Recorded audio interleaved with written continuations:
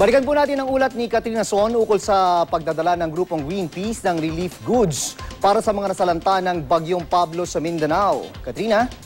Yes, June, katulad nga ng nasabi natin kanina, nakatakdang umalis mamayang alas 8 ng gabi ang barkong MY Esperanza ng International Environmental Group na Greenpeace na nakadaong ngayon sa Manila South Harbor.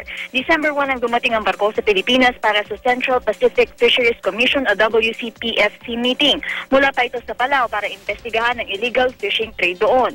Ayon sa Executive Director ng Greenpeace Southeast Asia na si Von Hernandez, sisimulan sana ng barko ang Ocean Defender Philippines Tour ngayong araw. Pero di na nila muna ito itinuloy para kasi raw mas magiging makabuluhan raw kung magagamit ang barko sa paghahatid ng relief goods sa mga sinalanta ng Bagyong Pablo.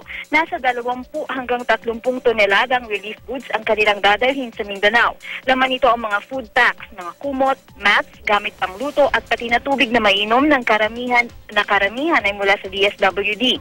Dadalhin ng barkong Esperanza ang mga relief goods sa Davao Oriental at partikular sa mga bayan ng Boston, Katiil at Pagganga. Ito raw kasi ang mga lugar na kasalukuyang di pa naaabot ng mga sasakyang panlupa. Tinatayang aabutin ng 3 araw ang pagdadayag ng barkong Esperanza patungong Mindanao. June?